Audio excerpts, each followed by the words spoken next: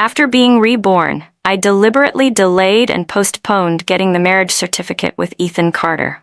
In my past life, after Ethan found out I was pregnant, he disappeared with Sophia White for 20 years. Later, when I was on the verge of death, he returned. Looking at a photo of Sophia, he said to me, "If I had waited just a little longer before marrying you, would things have ended differently?" When I realized I had been reborn, Ethan was standing at the dormitory entrance, waiting for me so we could go register our marriage. I lied, saying I needed to deliver something to a colleague, and sent him ahead to the marriage registration office. Once I separated from Ethan, I went up the mountain and lay down on the rocking chair at Mrs. Wilson's house. Looking at the sea of clouds in front of her home and basking in the sunlight, she handed me a roasted sweet potato and curiously asked, "Aren't you supposed to be getting your marriage certificate with Ethan today? What are you doing here?" I took a bite of the warm sweet potato, smiled, and said, "Auntie, I had a nightmare. When I woke up, I felt uneasy." She comforted me. "That was just a dream. What matters is the life ahead of you. Once you marry Ethan, you'll have a good life waiting for you. Why be afraid of a nightmare?" For a moment, I was stunned. Then I smiled and nodded. "Auntie is right. I'll just stay here for a little while longer, then I'll go." But marrying Ethan? In this lifetime, that will never happen. In my past life, right after Ethan and I got our marriage certificate and stepped out of the registration hall, he ran into a young woman, Sophia White. She lived in the village where we worked. On our way back, Ethan remained silent the whole time. I thought he was just being mindful of his new role as a husband, keeping a distance from female colleagues. I had no idea that, when I was close to death, I would finally learn the truth, that at that very moment, Ethan had fallen for Sophia at first sight. He wasn't avoiding her out of propriety. He was regretting it, regretting that he hadn't waited just one more day before marrying me. After that day, Ethan became much colder toward me. He would often sit alone, staring in the direction of the village, lost in thought. When I asked him why, he always avoided answering. After asking too many times, I eventually stopped. We were both busy with work, and I thought that once he figured things out, he would talk to me on his own. When the village project ended, Ethan and I were assigned to different teams, forcing us to live apart. I believed it was temporary, but with every new assignment, he was always sent far away from me. I once brought it up to him, but he only replied indifferently, "I follow the organization's arrangements."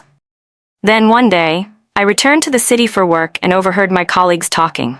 That was when I learned, except for the first separation, every transfer afterward had been Ethan's request. I confronted him, and we had a huge fight. Afterward, he held me and apologized. But he never explained why. The next morning, Ethan left. That was when I knew our marriage had come to an end. Life is always full of unexpected twists. I found out I was pregnant. The moment he learned about the pregnancy, Ethan's attitude completely changed. He became attentive, taking care of me in every way possible. He clumsily learned how to cook for me. He would press his ear against my belly, listening for the baby's movements. Every evening, he would accompany me on walks. Then suddenly one day, Ethan disappeared. I asked around. I searched for him for a long time. No one knew where he had gone. No one could tell me if he was dead or alive. So I started going to prenatal checkups alone. Gave birth alone. Took the baby to the hospital alone. Raised the child alone. Arranged the funerals of both our parents alone. I thought he was dead. But just as I was on my deathbed, he appeared before me again. That was when I finally learned. For the past 20 years, he had been with Sophia. They had adopted a son. They poured all their love into him.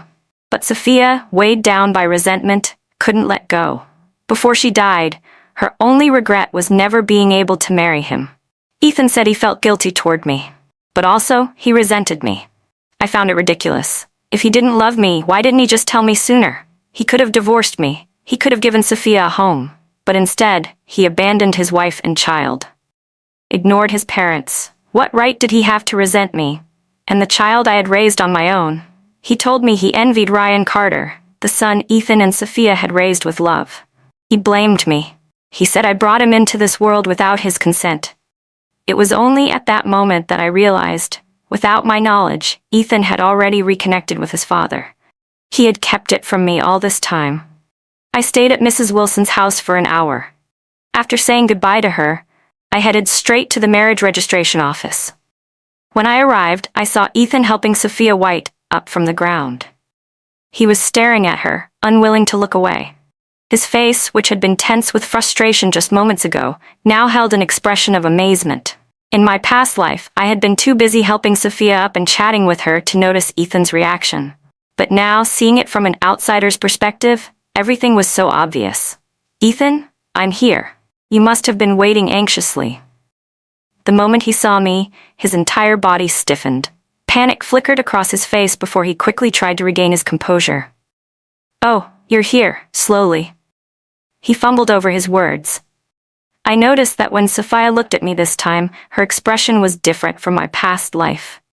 There was something complex in her eyes, a flicker of resentment. But when I looked again, she had already returned to normal, as if it had all been my imagination. I was curious, this time before we even got our marriage certificate, Ethan had already met Sophia. What would he choose? Would he break up with me and choose her?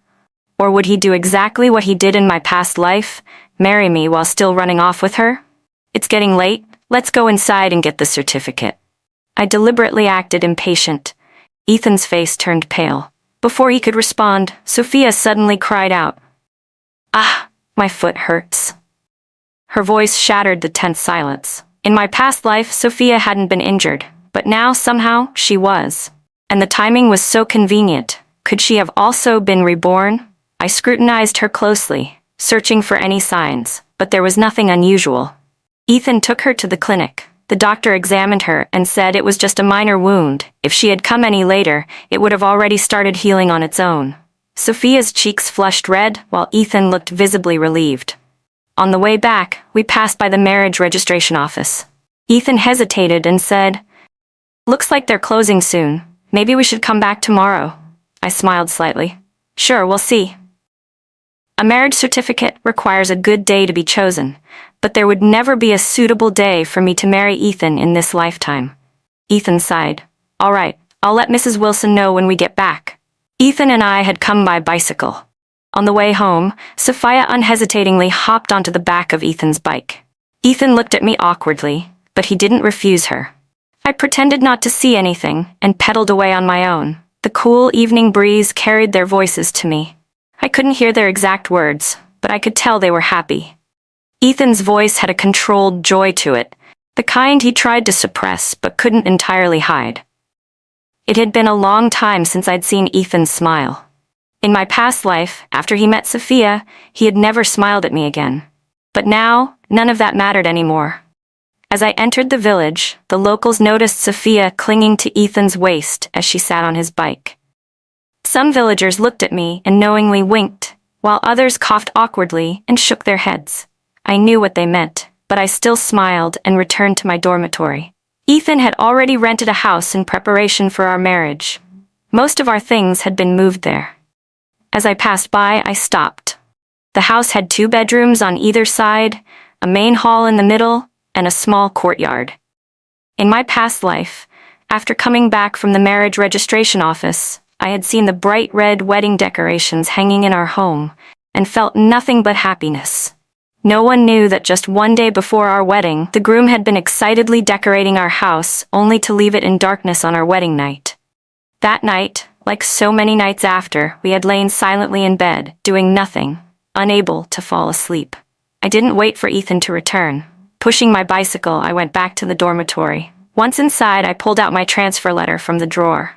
A transfer, but in reality, I was being promoted and given a raise. In my past life, I had turned down this opportunity because I was about to marry Ethan. I had given up that opportunity. 3 months later, we were assigned to different locations. After that, Ethan intentionally kept his distance from me, moving further and further away. Later, I got pregnant. Then, Ethan disappeared. I had to raise our child alone while also taking care of both our parents. At work, I struggled to keep up, and eventually, I was reassigned from a key department to a marginal one. I never got a promotion or a raise for the rest of my life. When my son started elementary school, he would always look at me with disdain whenever he saw how exhausted and ordinary I had become. Other moms look so pretty, Why can't you dress up like other people? By what? By Sophia White? The more I recalled, the more unsettled I became. So, even back then, my son had already been in contact with his missing father, and he had kept it from me his entire life. How ridiculous. How utterly ridiculous. That evening, Ethan didn't come looking for me like he usually did. I took my meal box and went to the cafeteria by myself. Inside, I saw Ethan sitting across from Sophia. They were picking food for each other, their movements intimate. I didn't know what Ethan had just said, but Sophia covered her mouth and laughed. When Ethan noticed me, he froze for a moment before quickly standing up in a flustered manner. "Oh, you're here. Sophia just got back home, and she had nothing to eat, so I brought her here for a meal first. I was planning to bring you a portion later, but I didn't expect you to come this early." Early?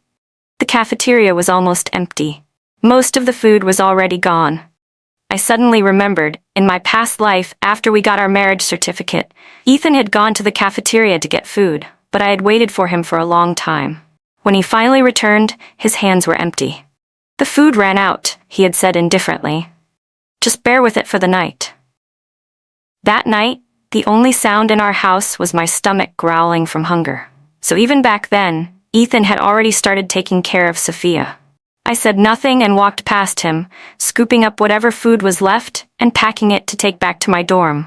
I had just started eating when there was a knock at the door. It was Ethan and Sophia. Ethan looked at me with a complicated expression. After hesitating for a moment, he finally said, "Maddie, I want to discuss something with you." I didn't respond. He glanced at Sophia, who stood beside him nervously. His eyes were full of tenderness. Then his voice took on a more determined tone. "Maddie, Sophia just got back from the city. You know she's all alone, and her house hasn't been lived in for a long time. It needs cleaning. Since we haven't officially gotten our marriage certificate yet, I was thinking, maybe we could let Sophia stay in our house for a few days." I looked at Sophia. She shrank behind Ethan like a frightened rabbit. Past and present lives overlapped in my mind. If I hadn't already seen the truth, I might have believed she was just a pitiful, helpless woman. But now there was no doubt in my mind, she had been reborn too. I had no time to play her game. I no longer wanted this man. No matter how much Sophia schemed, everything she did was meaningless to me. "Sure," I said lightly. "It's your house. You decide." Ethan clearly hadn't expected me to agree so easily. His prepared explanations suddenly got stuck in his throat. "But," I continued, "I don't like other people touching my things. I'll go pack up my stuff later." Ethan was momentarily stunned before quickly waving his hand. "No need. No need. I'll help move your things to another room." So that was it. He wasn't just letting Sophia stay in our house. He was letting her sleep in our bed. How laughable. I caught Sophia smiling slightly, the corners of her lips curling up. After dinner, I took a flashlight and headed to the house to pack my things. When I arrived, Ethan was in the middle of making the bed for Sophia. He was using the bed sheets I had carefully chosen for our wedding night. Seeing me, he looked momentarily surprised. "Maddie, why are you here?" Ethan asked, looking surprised. "I already moved all your things to my room," he added. I gave a non-committal hum and turned to the next room to retrieve my belongings. Ethan followed me, his expression complicated. There was something in his eyes I couldn't quite decipher.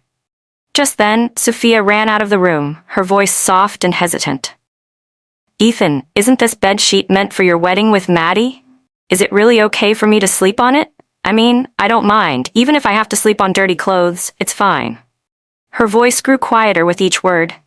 I saw the guilty look flash across Ethan's face as he turned to me. "Maddie, all the bed sheets in the house are brand new. This one." I didn't miss the brief moment of triumph in Sophia's eyes, but she still had no idea Ethan, this worthless man, had ceased to be of any value to me the moment I was reborn. I shrugged indifferently. "You bought it with your money, you decide." "Thank you, Maddie," Sophia beamed. "Ethan, you two are so kind to me. I never thought there would be a day when I could live in your house, in your wedding room, and sleep in your wedding bed." Her words sounded deliberately off. Even Ethan seemed to realize it. He glanced at me as if testing my reaction, waiting to see if I would lash out. Sophia, too, seemed to notice her slip-up and immediately covered her mouth, feigning panic. "Oh, I'm so sorry, Maddie. I didn't mean it that way. Please don't misunderstand.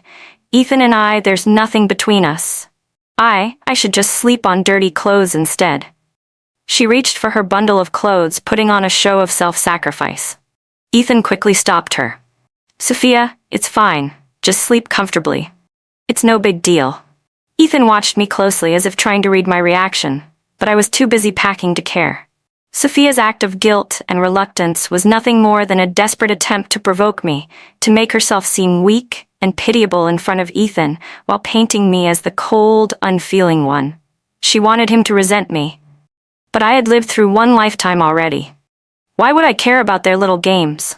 If anything, I found it amusing that in my past life she hadn't dared to act this brazenly in front of me. But in this life, she wasn't even trying to hide it. I walked over to her, leaned in, and whispered near her ear. "Sophia, you're overthinking. Why would I care? Ethan is only looking out for you. It's completely understandable. Even if he wanted to marry you, I wouldn't mind. The only question is, would he actually marry you?" I smiled at her and playfully winked. Her face darkened instantly. She couldn't figure it out. Why wasn't I acting like the naive, gullible stepmother from her past life? But just as quickly as her expression fell, she seemed to realize something. Her smugness returned as she glanced at me triumphantly. I ignored her. After packing my things, I hoisted the bundle onto my back and prepared to leave. Ethan suddenly called out to me. He took a step forward, reaching to take my bag from me, but I pulled away. What a joke. Sophia had been reborn too. In our past life, she had been Ethan's hidden mistress. But in this life, she was here to claim her place as his rightful wife. She already saw Ethan as her personal property, and I had no interest in getting caught up in their mess. Ethan noticed my subtle movement to avoid him. His face showed a flicker of hurt. "Maddie, are you mad? I can explain." How ironic. In my past life, he had wasted 21 years of my life without saying a word. But now, in this life, he suddenly wanted to explain. As if I didn't already know what he was going to say. Some excuse about how he was just being considerate, just helping Sophia because she had no one else. Justifying his emotional betrayal under the guise of kindness. There was no need for explanations. Besides, Sophia would never allow it. Sure enough, before Ethan could say anything else, Sophia let out a sharp cry from inside the room. Ethan immediately forgot about me, spinning on his heel and rushing back to her side. I let out a quiet chuckle, adjusted the bag on my back, and walked away. In my past life, I had been married to Ethan for 21 years, and I had died at the age of 45. Dying at 45 was considered an early death. When I gave birth to that ungrateful child, I suffered a difficult labor and severe hemorrhaging. That was when my health began to deteriorate. Later, before I had fully recovered, I had to care for my son alone, take care of Ethan Carter's unreasonable parents, juggle work, and search for Ethan after he disappeared. My health only worsened day by day. Raising my son to the age of 20 had already taken every last ounce of effort I had. Ever since Ethan went missing, I hadn't had a single restful night's sleep.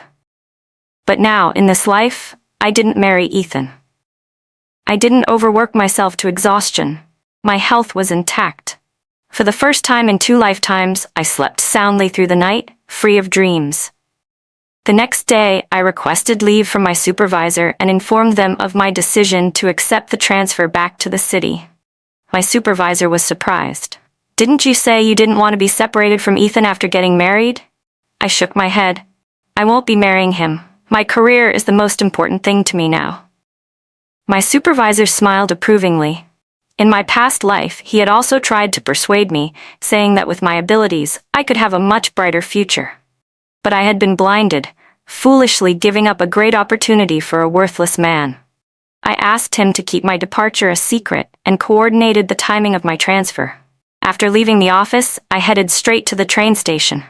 During this time, train tickets were hard to come by, and the lines were long. As I rode past the house Ethan and I were supposed to share, I saw him and Sophia White crouched in the courtyard, brushing their teeth. Through the fence, I watched as Ethan casually took a towel from the clothesline and gently wiped Sophia's hands. Sophia gazed at him with adoration, her eyes full of affection. It seemed that after just one night, their relationship had deepened significantly. When Ethan noticed me passing by on my bike, his face went pale, and he quickly put some distance between himself and Sophia. I withdrew my gaze, entirely uninterested. One of them looked guilty, the other hurt. Neither had anything to do with me anymore. Following my memories, I arrived at the train station. After paying to store my bicycle, I entered the ticket hall along with the crowd. At this time, people traveling long distances carried large bundles, everything from sewing needles to blankets and baskets. Anything they could take, they brought with them on the train. Seeing the chaos around me, I decided to bring as little as possible. The bulky items, I'd sell them or give them away. I stood in line for a long time. When choosing between a standing ticket and a sleeper ticket, I opted for the sleeper. I had suffered enough in my past life. In this one, I wanted to be good to myself. By the time I left the station, it was already afternoon. After a lifetime away from this moment, I had forgotten basic travel preparations, like bringing food. In the rush to get my ticket, I had skipped lunch, and now my stomach was empty. I asked around and found the state-owned restaurant where, in my past life, Ethan and I had gone on our arranged date. At that time, we had been introduced by colleagues. Ethan was good-looking, with fair skin, exactly the clean, well-groomed type I liked. He was also in a technical profession, just like me, and both our families were in the same city. It seemed convenient. He had also been satisfied with my appearance. So we decided to give it a try. During our relationship, he wasn't exceptionally good to me, but he wasn't bad either. He took care of me in daily life, and when I encountered difficulties at work, he helped me solve them. There was no overwhelming passion between us, just compatibility. I had thought we would live a peaceful life together. I never expected him to drop a bombshell on me. 2 months into our relationship, Ethan proposed. At that moment, he genuinely seemed happy about choosing to marry me. But in the end, childhood affection couldn't compete with a fated encounter. When Sophia appeared, she stirred something in him, something I never had. He drifted away. His feelings, once stable, became uncertain. Love, so sudden and unexplainable, consumed him entirely. But if he had truly loved her, he should never have been so selfish, never should have abandoned everything and wasted my entire life. After parking my bike, I walked into the restaurant. There weren't many people at this hour, so I spotted them immediately. Ethan and Sophia, sitting in a corner. Sophia was the first to notice me. Ethan Carter immediately stood up and waved at me enthusiastically. "Maddie, are you here to eat? What a coincidence, Ethan and I are having a meal together. Why don't you join us? Don't be shy, it's just a matter of grabbing an extra pair of chopsticks." What a masterclass in manipulation. This woman had stolen someone's husband for over 20 years, and now, with just a few words, she had placed herself in the position of the rightful hostess. "Oh, I wouldn't want to intrude on your date," I said with a bright smile, deliberately glancing at Ethan. He visibly panicked, quickly standing up to pull out a chair for me. "Maddie, don't misunderstand. Sophia and I, it's not what you think," he stammered. "She's just too thin, and I wanted to make sure she eats well." Ah, so feeding her was his new way of showing off. Ignoring Ethan, I walked over and sat directly beside Sophia. Ethan hesitated for a moment, awkwardly touching his nose before sitting back down. Looking at the table full of lavish dishes, I was momentarily taken aback. Goodness, this meal must have cost Ethan at least half a month's salary. He was certainly generous when it came to Sophia. She picked up a piece of braised pork and placed it in my bowl, smiling sweetly. "Maddie, try the braised pork." Ethan said this restaurant makes the best one, so he insisted on ordering it for me. He even said he'd pack some for me to take home. She giggled. "Oh, and try the fish too. It's the best fish I've ever had. Ethan says he knows how to cook it as well. He promised to make it for me when we get home." Ethan? Cooking? That was new. In my past life, when I was pregnant, he had been an absolute disaster in the kitchen, either dropping pots or breaking plates. In the end, I had to push him out and cook for myself. So love really could be an act, huh? I took a bite of the braised pork, savoring it slowly. It was delicious. Back in these days, food was made with real ingredients, fresh pork, rich in flavor, and the fish had none of the later chemical aftertastes. It was genuinely good. I continued eating, completely ignoring whatever nonsense Sophia was saying. Suddenly, she let out a sharp scream, making me nearly drop my chopsticks. "Oh, I'm so sorry, Maddie. I just got startled by a fishbone." She took a deep breath and then continued as if nothing had happened. "Where was I? Oh right, Maddie. Have you ever tried Ethan's cooking? If not, you should come over tonight. He promised to cook for me. Isn't that right, Ethan?" Sophia's act was becoming tiresome. She had noticed that I wasn't reacting to her provocations, so she had to force a reaction, like pretending to be scared of a fishbone, just to make me acknowledge her words. "Go on, keep flaunting. Let's see who you'll show off to once I leave." I smiled at her. "Sophia, you're so lucky," I said sweetly. "I've known Ethan for so long, but I never knew he could cook. And yet, you two have only just reconnected, and he's already promising to make meals for you? Looks like I'll get to enjoy the benefits too, since I'll be coming over for dinner." Sophia had clearly expected me to explode with jealousy. Instead, I didn't care at all. She froze, her face twisting in confusion, while Ethan's expression shifted between embarrassment and discomfort. I continued eating, entirely unbothered. When my order of tofu and scallions arrived, I slid it toward them. "Here, you two should try this," I said. The table fell into an awkward silence after that. Finally, I could enjoy my meal in peace. After leaving the restaurant, I casually bid Sophia and Ethan goodbye before riding off on my bicycle. I needed to stop by the post office to call my parents. In my past life, after Ethan disappeared, I had raised our child alone while also taking care of his parents. Every day, I was like a spinning top, working, parenting, and running in circles with no rest. I never understood why Ethan's parents had never accepted me.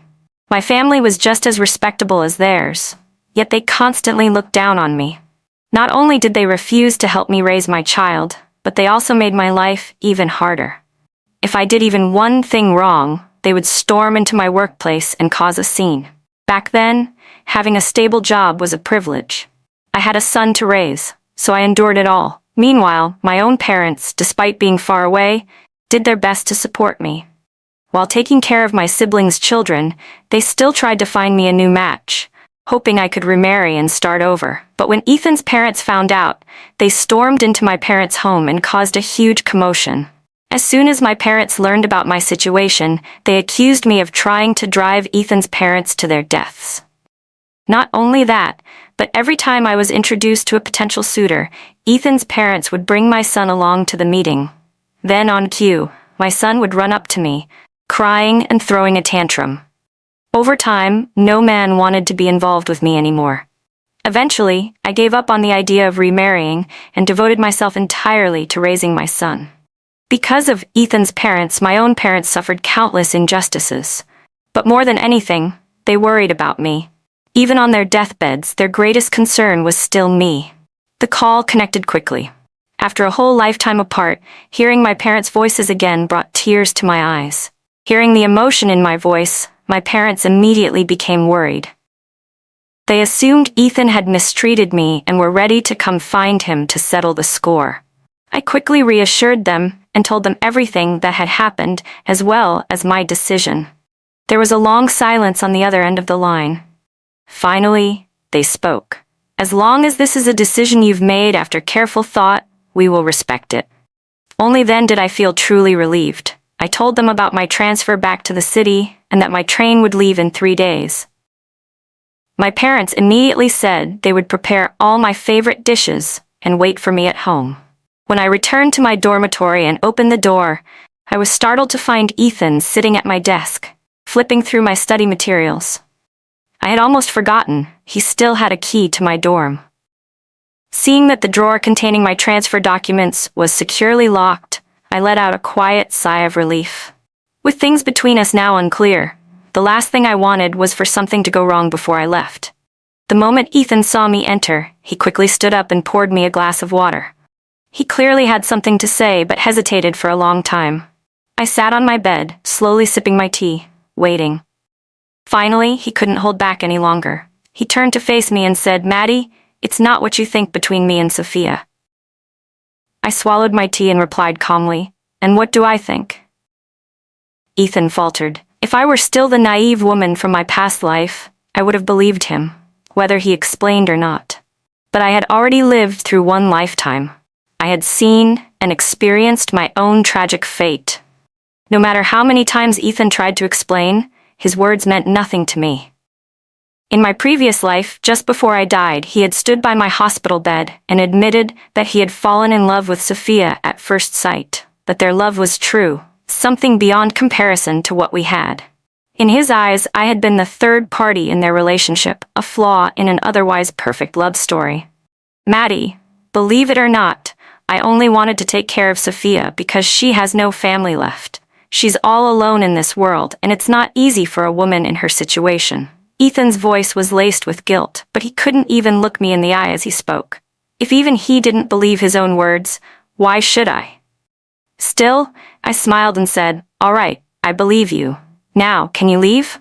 I've had a long day and want to rest. Oh, and before you go, leave the key to my dorm."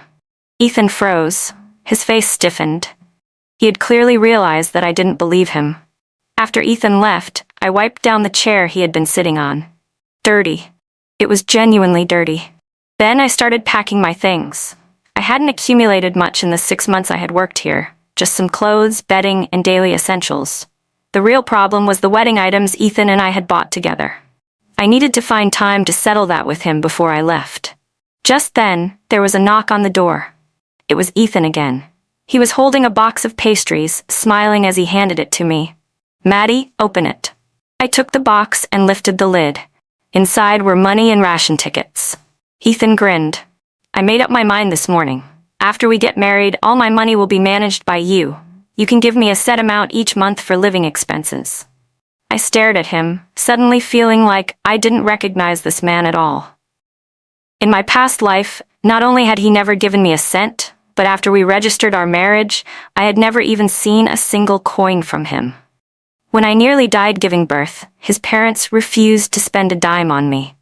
They even said it would be better if I just died, that keeping me alive was a waste of money. It was my parents and my older brother's family who had paid for the doctors to save my life. Afterward, all the medical expenses for Ethan's parents had come out of my own pocket. During the 20 years he was missing, he had secretly kept in touch with our son. And now, I had to wonder, had he also stayed in contact with his parents all those years? I had no idea whether Ethan Carter had ever sent money to his parents. But I did know one thing. Before my parents passed away, they called my son into their room. When he came out, he tried to look sad, but I still caught the glint of satisfaction in his eyes. After the funeral, I searched his room, but found nothing of value. Later, when I fell ill and had no money for treatment, I could only drag my suffering along. And it dragged on, until I was on my deathbed. Thinking back now, it was entirely possible that Ethan knew I was sick and needed money. It was also possible that my son had hidden the money his grandparents had left for him, yet neither of them was willing to spend a single cent on me. The thought left a dull ache in my chest. Ethan must have noticed my sudden trembling because he immediately reached out to steady me. I shoved him away. Leaning against the wall, I took deep breaths, trying to suppress the pain in my chest. When I finally regained my composure and looked at Ethan again, all that remained in my eyes was cold indifference. Ethan visibly flinched. I glanced at the money inside the metal box. Since he had brought it over, I wasn't going to let myself suffer a loss. The debts of my past life could never be fully settled, but in this life, I intended to make things clear. I took out half of the money, the amount we had originally spent on our wedding preparations, then handed the rest, along with the box, back to Ethan. He looked at me in confusion, but didn't say anything. Even the dullest person could sense the shift in my demeanor. He didn't understand what had changed in just a few minutes, but he clearly felt something slipping out of his control. After making sure I was all right, he left, hesitating with every step as he walked away. That night, I barely slept. I dreamed of my past life, of Ethan's parents telling him about my difficult labor and severe bleeding. He had simply responded with a cold, indifferent, "I see." I dreamed of my son secretly meeting Ethan while I was desperately searching for him. Ethan had known I was looking for him all along, yet he had conspired with everyone around me to keep it a secret. No wonder everyone who knew him refused to talk about him when I asked. I also dreamed of my colleagues, who had once worked alongside me for years. They all praised Ethan and Sophia White's beautiful love story. As for me, the legitimate wife, in their eyes, I was nothing more than an unfortunate mistake, the result of fate's tangled red string, when the matchmaker had drunkenly tied the wrong ends together. How utterly ridiculous. When I woke, my pillow was soaked with tears, but I was still alive, still healthy. And life still held possibilities, didn't it? For the next 2 days, I focused on wrapping up my work. I had also agreed to meet Sophia for a meal, where Ethan would be cooking. Because of the money box incident, things had been quiet between us since that night. I thought that was the end of it. But then Sophia showed up again, inviting me over for dinner. She was so persistent, and it would seem rude to refuse, so I accepted. That evening, I carried a small gift and headed to their place. As I approached, I saw them through the courtyard fence. Sophia was in Ethan's arms, his hands gripping the softest parts of her body. The moment they saw me, Ethan's face turned a shade of pale I had never seen before. Sophia, too, looked absolutely horrified as she scrambled to fix the buttons that had come undone. I didn't say a word. I simply turned and walked away. Whatever lavish dinner she had planned, I had already eaten. No need to leave a gift behind. I hadn't gotten far before Ethan caught up to me. Grabbing my arm, he frantically tried to explain. "Maddie, wait, let me explain." I turned to him, my voice calm and detached. "Explain what?" I asked. "The fact that you two were embracing half-dressed, or the part where your hands were exactly where they shouldn't be?" Over the past 2 days, despite being busy with work, I had heard plenty from Mrs. Wilson.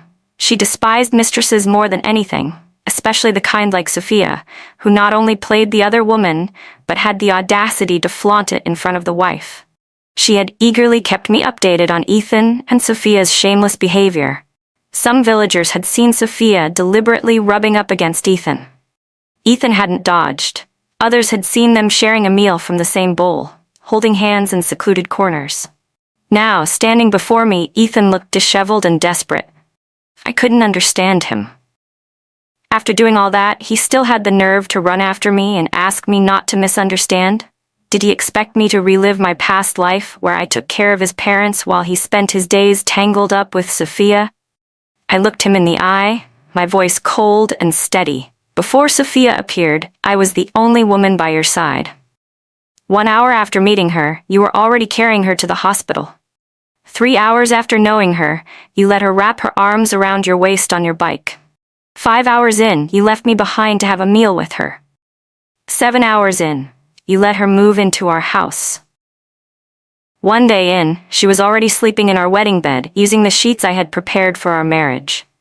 1 day in, you spent half a month's salary treating her to a feast. 1 day in, you personally cooked for her. You didn't flinch when she touched you. You shared a meal from the same bowl. You held hands. And now, you embrace her. I let out a small laugh. And yet you still want to explain? Can you still look me in the eye and swear that nothing happened between you two? I asked coldly. Do you really think I'd believe you? With each word I spoke, Ethan Carter's body trembled harder. His lips moved as if he wanted to say something, but no words came out. Let me guess, I continued. Why are you so desperate to explain?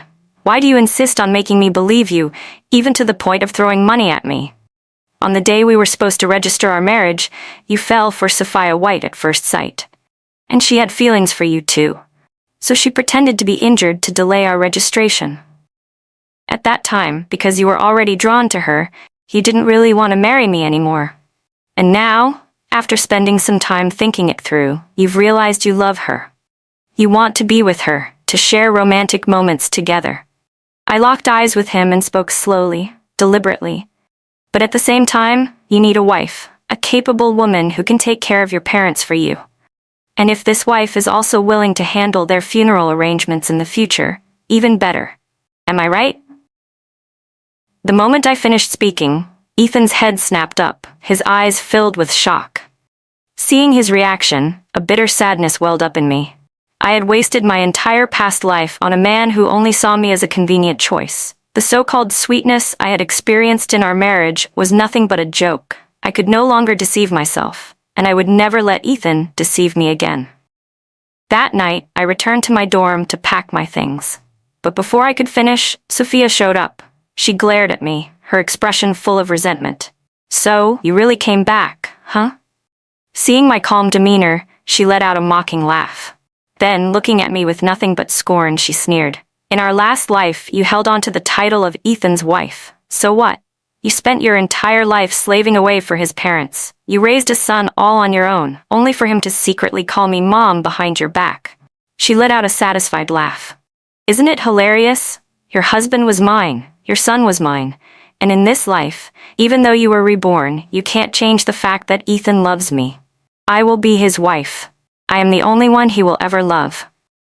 Even though I had long since been disappointed in my son from my past life, hearing that he had called Sophia mom behind my back still sent a dull pain through my chest. But I quickly composed myself. It didn't matter. In this life, whether he wanted it or not, I would never bring him into this world again. Sophia kept rambling, spewing words she thought would hurt me. But when she met my gaze, she hesitated. Because I wasn't angry, I wasn't even upset. There was only pity in my eyes. Pity, sympathy, and a faint sense of sorrow. And that frightened her. She ran away in a panic. Because deep down, she knew she and I were the same. Just a pair of pitiful fools. But this time, without me cleaning up their messes, could she and Ethan really live as happily as they had in our past life?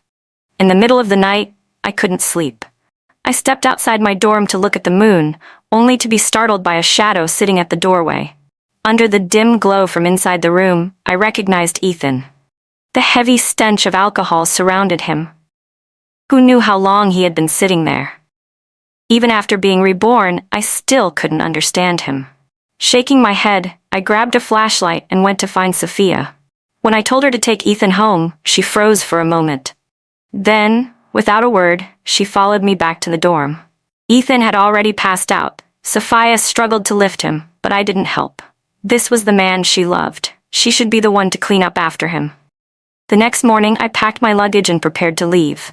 But before I could go, Mrs. Wilson came running up to me, dragging me along. "Come. You have to see this," she said excitedly. Curious, I followed her to the house that had once been meant for Ethan and me. The moment we arrived, I saw Ethan standing there, face twisted in fury. His gaze was locked on Sophia, who was sitting on the ground, disheveled and trembling. It didn't take long to piece together what had happened.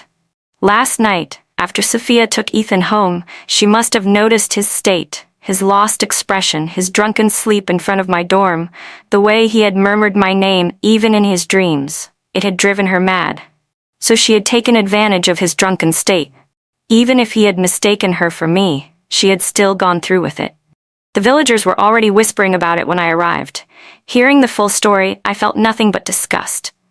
Gripping my suitcase, I turned to leave. But before I could take another step, Ethan grabbed my wrist. "Maddie, please listen to me," he pleaded. "This man just never gives up, does he?" I took a deep breath and looked at Ethan Carter with complete indifference. "Ethan, I thought I made myself very clear yesterday." He searched my eyes, desperately trying to find even the smallest trace of lingering affection. But he was disappointed. All he saw was the apathy one has for a stranger. And because I no longer cared, I wasn't angry. And because I wasn't angry, none of it mattered anymore. At last he realized that I truly didn't care about him anymore. His grip on my wrist loosened. His voice was muffled as he muttered behind me, "I'm sorry." "Sorry for what? For this life or the last?" I left Yuanshan village and returned to Beijing. Seeing my parents alive and well, happy and healthy, was the final weight lifted off my chest. For days, I had kept up an air of lightheartedness, but deep inside, I had carried a crushing burden. Because this had been my life. A suffocating, heavy existence that I could never truly let go of so easily. Ethan Carter and Sophia White deserved 1,000 punishments for what they did. But I had parents. I had my brother and his family. I couldn't waste my second chance at life just to ruin two worthless people. It was only at this moment, seeing my parents unburdened, untouched by the weight I had carried in my past life, that I finally felt a sense of relief. For the next few days, I lived in warmth, in the simplicity of a family that loved each other. And then, I threw myself fully into my career. With no son to hold me back, no in-laws draining me, I excelled. Before long, I was promoted, I received a raise. I was even offered a position as a university professor, fulfilling my long-lost dream of becoming an educator. I heard about Ethan Carter again a year later. Sophia White had finally gotten what she wished for in our past life. She married him. Not long after, Ethan took her back to Beijing, but his parents were never easy people to deal with. In my past life, even though I came from a good family and had a stable job, they still looked down on me. So naturally, they had even more contempt for Sophia, who had no job at all. They used every trick in the book to torment her. The Carter household was a constant battlefield. Ethan tried to take Sophia away, but his parents refused. They threatened and caused a scene, claiming that since Sophia had no job, she had married their son above her station. They still held a grudge against her, believing she had ruined their perfect daughter-in-law, me. And so, no matter what, they refused to let Ethan take her away. They wanted to keep her there, to work as their servant, to wait on them hand and foot. But first love could never compete with reality. Romance in moonlit gardens couldn't survive daily life filled with house chores and nagging in-laws. With time, Ethan began to see Sophia differently. Without the glow of his affection, she was no different from a common, sharp-tongued woman. Eventually, he requested a transfer to another city. This time, he didn't take Sophia with him. I later heard that Sophia fought back. She and Ethan's parents tore each other apart, and none of them lived well. Later still, I heard something even more unexpected. Ethan had cheated on her. In a fit of rage, Sophia stormed into his workplace and accused him of assaulting her while he was drunk in Yuanshan village. That part I hadn't seen coming. Then again, anyone willing to spend their life being a mistress to a scumbag probably wasn't an innocent victim either. What surprised me most was that in my past life, Ethan had resented me all because of one regret Sophia whispered on her deathbed. I still remembered him standing there, looking at her photo, overcome with grief and heartbreak. Yet in this life, I saw no sign that he had ever been that devoted to her. I had overestimated him. A rotten person to his core, Ethan Carter only ever loved himself. How could he possibly have ever known what true regret was? All he felt was resentment over what he lost and bitterness over what he never had. But none of that mattered, because in this life, I had escaped that prison. And ahead of me, the road was wide open, bathed in sunlight.